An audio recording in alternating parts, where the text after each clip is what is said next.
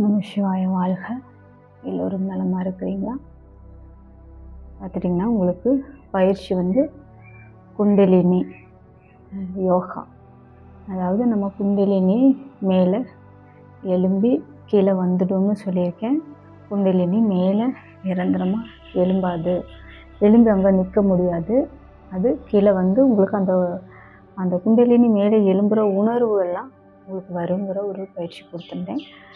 இதில் இந்த பயிற்சி நீங்கள் 15 நாளைக்கு இந்த யோக முத்திரை தான் நீங்கள் வச்சுட்டு இந்த பயிற்சி பண்ணுங்க. முதல் நிலை, அதாவது உடல் காயக்கல்பம் தியான கட்டுக்குள்ளே இருக்கிறவங்க இந்த பயிற்சியை பண்ணுங்கள். உங்களுக்கு இரண்டாவது ஆசன பயிற்சி நான் உங்களுக்கு அடுத்த பதிவில் கொடுக்குறேன்னு சொல்லியிருந்தேன். அது அடுத்து உங்களுக்கு கிடைக்க போகும்போது நீங்கள் இதை 15 நாள் நீங்கள் சரியாக இது பண்ணணும். 15 நாளைக்கு இடையில டக்குன்னு அந்த பயிற்சியை பண்ணக்கூடாது. ஏன்னா இது நம்ம நரம்பு ஒரு சில நரம்புகள் எல்லாம் சரியாக அது ஒரே நிலைப்படுத்துறதுக்கு உண்டான பயிற்சி. அப்போ அந்த குண்டலினிங்கிற இது மேலே போய் கீழே உங்களுக்கு வரக்கூடிய தன்மை இருக்குது. அதற்காக தான் அந்த பயிற்சி. இப்போ நம்ம நிறைய பேர்கள் நான் கேள்விகள் பதில்கள்னு சொல்லி ஒரு ஆடியோ மட்டும் போட்டிருந்தேன் சாமி.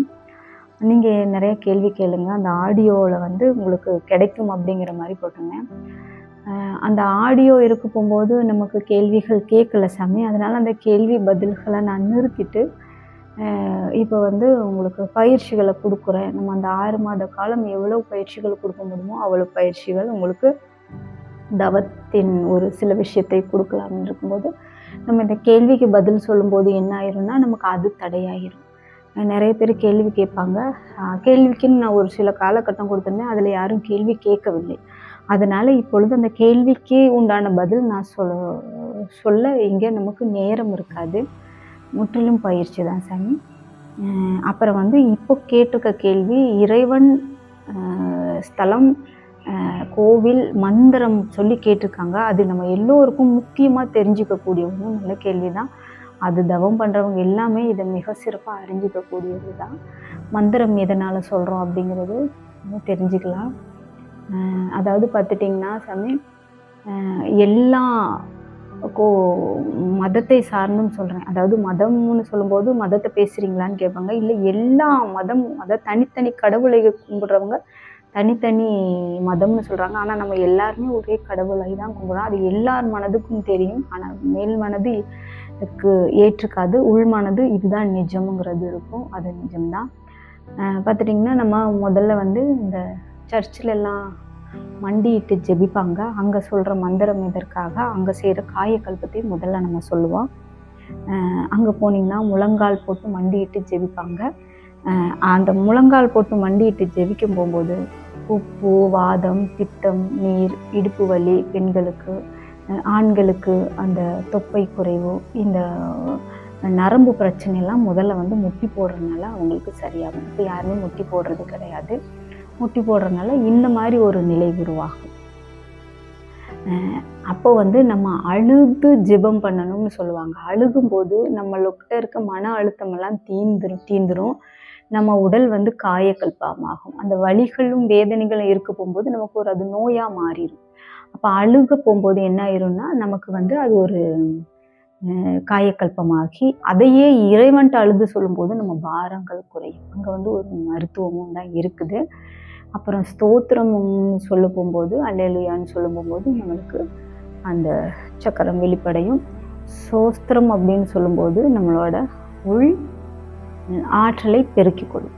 இது கிறிஸ்துவத்தில் சொல்கிற ஒரு பயிற்சியோடு சேர்ந்த கலை. இதுதான் தேவ மந்திரம், அங்கே வச்ச தேவ மந்திரம். அது அல்லாஹ்க்கு தெரியும். முஸ்லீம்காரங்க மண்டிட்டு அவங்க ஆசன பயிற்சி போட்டிருப்பாங்க, வஜ்ராசனம் மாதிரி.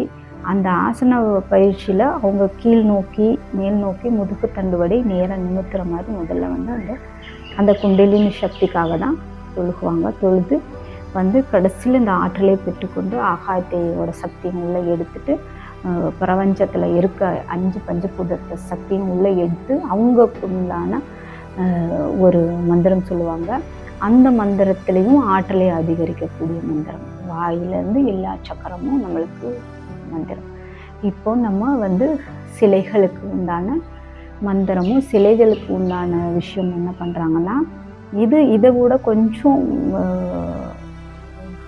கொஞ்சம் நுண்ணு இதில் கணிச்சு இதை வந்து ஒப்பிட்டிருக்காங்க. சிலையில் எதுக்கு இவ்வளோ பூஜை பண்ணுறாங்க அப்படின்னு கேட்டிங்கன்னா, ஒரு சிலை பூஜை பண்ண போகும்போது ஃபஸ்ட்டில் வந்து நெருப்பு, நீர், பால், தயிர், மஞ்சள், குங்குமம், சந்தனம், அரிசி, பொங்கல், இதை போல் நம்ம எதிர வந்து எல்லா இதையும் வச்சு ஒன்றுனா அபிஷேகம் பண்ணும்போது, நம்ம உற்று நோக்க போகும்போது நம்மளோட அந்த மன நிறைவுங்கிறது வந்து உருவாகி கொண்டே இருக்கும். அந்த மந்திரம் சொல்லும்போது நம்மளோட நரம்புகளுக்கு சரியாக அந்த மந்திரம் அவங்க சொல்லுவாங்க. அந்த மந்திரம் அதை சொல்லும்போது நம்மளோட கரெக்டாக நம்மளோட உச்சி நரம்பில் போய் அது சரியாக கேட்கும். அப்புறம் ஒரு மதப்பு தன்மை வர்றதுக்கு தான் அந்த மணி அடிக்கிறது. அது வரும்போது நம்ம சுதாரிப்பு நிலையில் அடிக்கடி இருப்போம். விழிப்பு நிலையிலேருந்து நம்ம சக்கரை இங்கே போயிட்டு வர மணி அடிக்க போகும்போது இது போயிட்டு நம்ம கூர்ந்து கவனிக்கும்போது நமக்கு வாசி ஓடும். இதெல்லாம் கணிச்சு அப்போ இந்த படைப்புகள் பொங்கல் எல்லாம் பகிரும்போது நமக்கு ஒரு முழுமைத்தன்மை ஆயிடுது. நம்மளுக்கு ஒரு முழுமை மனசோட அந்த கோவிலேருந்து போகும்போது அவர்கள் அதை பார்த்துட்டு போகும்போது அவங்களுக்கு செல்வமும் ஆரோக்கியமும் அதிகமாக பெருகுது. அப்புறம் இதுதான் வந்து அந்த கோவிலோட வழிபாடு. எல்லா கோவிலும் ஒரு அறிவியல் ரீதியாக தான் நமக்கு கொடுத்துருக்காங்க. அதுக்கு யோக பயிற்சிகளும் இருக்குது. பாதம், அங்க பிரதேசம், நான் முன்னாடி சொன்ன மாதிரி ஆணிக்கால் நடக்கிறது, ஆணிக்காலில் வந்து அந்த முள்ளு இருக்கிறது நடக்கிறது வந்து அங்கே இருக்க இப்போல்லாம் கால் எப்படி வீங்கி போயிடுது நீர்னால், அந்த ஆணிக்காலில் நடக்க போகும்போது அந்த நீரெல்லாம் வெளியே வந்துடும். அந்த ரத்தத்தோட நீர் வெளியே வந்துடும்னா இப்போ யாரும் அதை செய்கிறதில்ல, செஞ்சும் பார்த்துடாதீங்க. இப்போ காலகட்டத்தில் நீங்கள் மருந்து எடுத்துட்டிங்கன்னா அந்த மருந்தில் தான் உங்களுக்கு சரியாகும். அந்த காலகட்டத்தில் அது வராமல் இருக்கிறதுக்காக அந்த ஆணிக்கால் கொடுத்தாங்க. ஆணிக்கால் அப்புறம் அதே போல் சர்ச்சிலையும் முழங்காலிட்டு நடக்கிறதும் அதுவும் ஒரு பயிற்சி தான். இது எல்லாமே பயிற்சி தான். அங்கே சொல்கிற மந்திரங்கள் நம்மளோட நரம்புகளை ஒடுக்கிறதுக்கு. அப்புறம் நான் மந்திரம் சொல்லுவேன்னா நானாக எனக்கு உண்டான மந்திரங்கள் தனிப்பட்ட முறையில் சொல்லிக்குவேன். பழைய காலத்து விஷயங்களை அறிஞ்சு ஒரு எழுத்துக்களை எடுத்து போட்டு அந்த மந்திரம் நீங்கள் சொல்ல வேண்டாம், அது நான் தவத்துக்காக எனக்கு உடல் சரி பண்ணுறதுக்காக நான் மந்திரம் சொல்லிக்கிடுவேன். நான் வந்து ராகா டூன்னு சொன்னால் என்னோட கல்லீரல் நரம்பு திறக்கும். ஔலாகம்னு சொன்னால் எனக்கு ஆற்றல் அதிகமாக பெருகி கொடுக்கும்.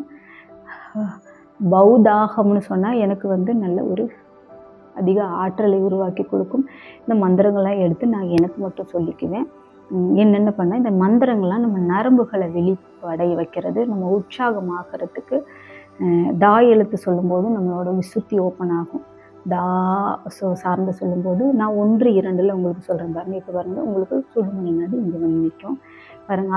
அதில் கூட நமக்கு ஒரு மந்திரம் சொல்லிக்கலாம். அப்போ இந்த மந்திர எழுத்துக்களை கூட்டி சொல்லும்போது நமக்குள்ள ஒரு நல்ல ஒரு ஜீவகாந்தம் உருவாகிறது தான் மந்திரத்தோட காரணம். மந்திரம் மிகப்பெரிய ஒரு விஷயத்தை பண்ணி நம்ம மந்திரத்தை சொல்லிகிட்டு இருக்க போகும்போது அந்த விஷயம் தன்னால் நமக்கு நடக்கும். ஏன்னா அந்த மந்திரத்தை சொல்லிங்கும்போது நம்மளோட எண்ணலை அங்கே இருக்கும், அது நமக்கு சிறப்பாக நடந்து கொடுக்கும். மந்திரத்தின் விஷயம் இவ்வளோதான். இன்னும் நிறைய மந்திரங்கள், ஆழமான மந்திரங்கள், உடல் சரியாகிற மந்திரங்கள், உடல் ஆரோக்கியமாகிற மந்திரங்கள்லாம் இருக்குது. அதில் மிகப்பெரிய அந்த மந்திரத்துலலாம் எந்த ஒரு இதுவும் இல்லை. அது மந்திரம் அப்படிங்கிற வார்த்தையில் தான் அங்கே பிரச்சனை வருது. அது ஆரோக்கியம் பயிற்சி உண்டான மொழிகள்னு சொன்னால் அது வேறு மாதிரி ஆயிரும். மந்திரம்னு சொல்லும்போது எல்லாருக்கும் என்னடா மந்திரம், மாயமா மந்திரமா அப்படிங்கிற மாதிரி. மந்திரம்னா இந்த நரம்பு நீ கால் இப்படி உந்தி நடந்து போய்க்கிருக்க இந்த மந்திரத்தை இந்த வார்த்தையை சொல்லும்போது அந்த கால் வலி நரம்புக்கு கரெக்டாக அந்த காலுக்கு போய் அந்த கால் சரியாயிரும். சரியாகும்போது எழுந்துன என்ன மந்திரம் போட்டாங்க சரியாயிடுச்சு அப்படிங்கும்போது இந்த மந்திரங்கிறது அதுக்கு வந்துடுச்சு. சாமி, இதுதான் ஒரு உண்மை, இதுதான் உண்மையாக இருக்கும். இது சரியாக இருந்தால் நீங்கள் யோசிச்சுக்கோங்க. நான் அழுத்தமாக இதுதான் உண்மைன்னு சொல்லலை, ஆனால் உங்கள் மனசுக்கு இது சரியாக தான் இருக்கும்னா அதை எடுத்துக்கொள்ளுங்கள். பயிற்சிகளை நன்றாக செய்யுங்கள் சாமி.